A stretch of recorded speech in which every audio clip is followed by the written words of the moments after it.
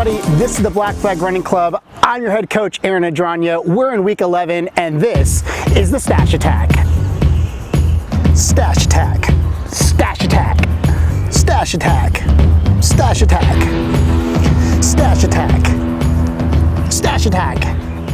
Epic, right? I know. Anyways, let's get into this week's run. We are 3 weeks away from getting ready for La Jolla. So what does that mean? We've got our longest run of the schedule coming up this weekend. And then we're going to have a 1 week recovery period. And then we immediately move in to preparing for the race week. As a reminder, the La Jolla Half Marathon is set up as a virtual run. So we'll give you some more information on that as we get to like a week out from that. But just prepared, we are still running that race as if it was a regular run for us. We're still training and preparing for it. And we'll have some other new surprises coming out as the race gets a little closer. But that's kind of the plan moving forward. So with that being said, we are in week 11, Saturday run. Let's take a look at what each one of the groups are going to be heading into this week. All right, with that, let's take a look at each one of the groups and figure out what we're going to be running today. Starting off with the La Jolla, we've got the run walk group heading out for a total of 130 minutes. Your interval is listed as a 1:4 or 1:9. We've got the intermediate group. You guys are going to be out for a total of 11 easy miles today. There is some hills involved in this run, so we'll see how easy this actually look, but we do need to get a total of 11 miles underneath our belt. And then the PR Chasers, you guys are out there for a total of 12 miles. We're going to do your first 8 easy, and then we're going to bring it up to a lactate threshold for the last remaining 4 miles. This is going to be, you're going to be about halfway up your last incline at this point, starting when you're going to turn up the pace. But once you get to the top of the hill off of Jackson, the rest of your way in is going to be nice, flat, and even, so you'll be able to really maintain a pretty even pace at lactate threshold pacing the rest of the way into the finish. Next up, let's take a look at the Rock and Roll Half Marathon training plan. All right, so for the half marathon group, we've got the run walkers. You guys are out for 110 minutes. Your interval is going to be listed at 1:4 and or 1:9. The intermediate group has got 11 miles as well. And then the PR Chasers, you guys are doing a very similar workout as well as La Jolla with 12 miles total, 8 easy, and then 4 at lactate threshold. Next up, we've got the Rock and Roll Full Marathon training. You start to notice that on Saturdays, your guys' mileage is starting to creep up a little bit. So let's take a look at what we've got planned for you this weekend. For the Rock and Roll Full Marathoners, we have the run walkers out for 130 minutes. This is at a 1:4 and or 1:9. The intermediate group is at a total of 14 miles. And then the PR Chasers, no specialty runs this week, but you will be adding on and bringing it up to a total of 18 total miles. All right, and next up, we've got our restart program. So for you guys, you're gonna be heading out for a 10K. That's it.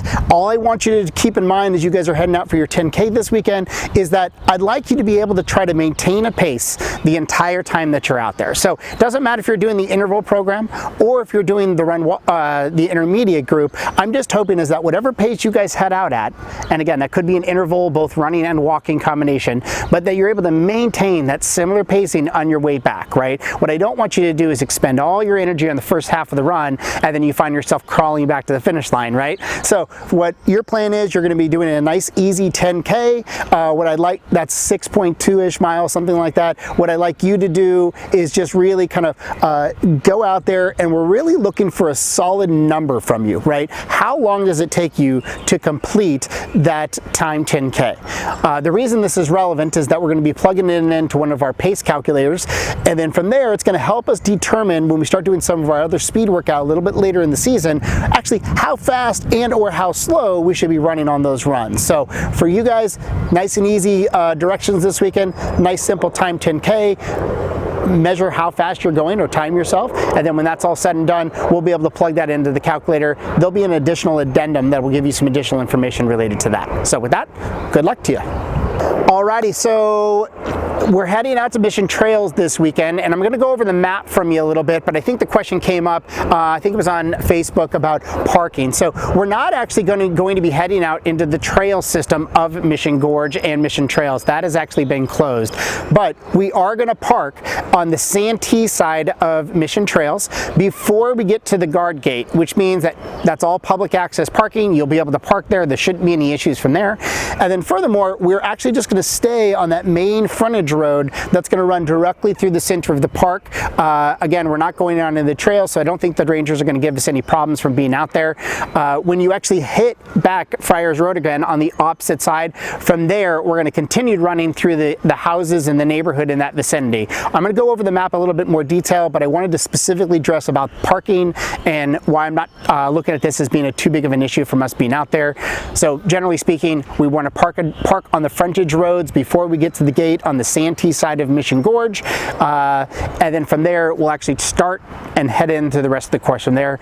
Let's take a look at what that actually course is going to look like right now. Alrighty, as I mentioned earlier, we're going to be running in Mission Trails this weekend, so let's take a look at the map so we know where everybody's going. So we are going to be parking, as I mentioned, on the Santee side of Mission Gorge. We're going to be meeting at the corner of that Bushy Hill Drive and the main entrance. Now, there's a gate there.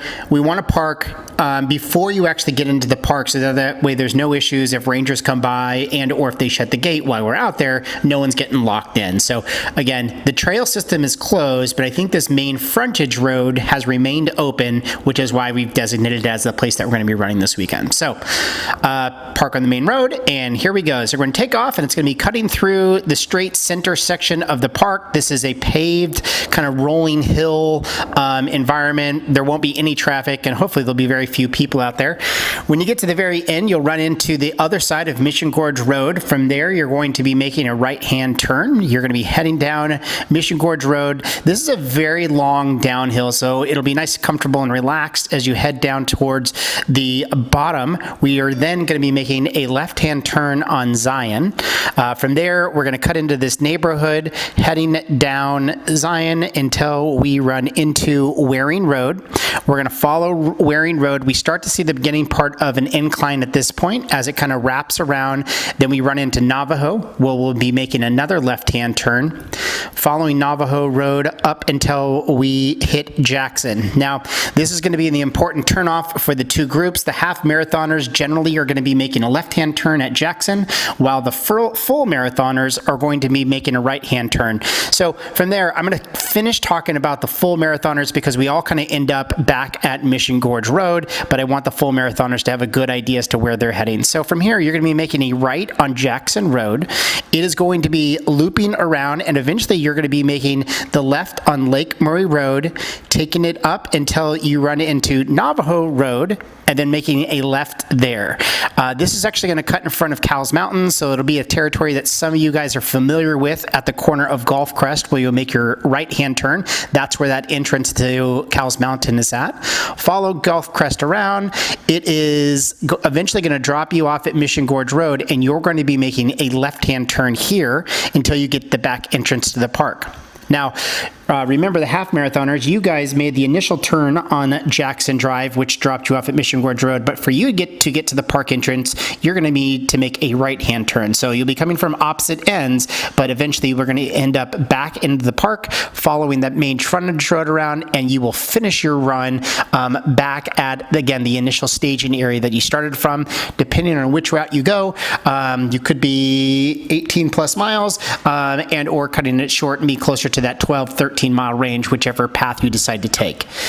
As for the restart group, you guys have your time 10K. You guys are going to make it all the way along the main frontage road. You will be making that left-hand turn on Mission Gorge Road, and then your turnaround point is going to be halfway down that Mission Gorge Road area.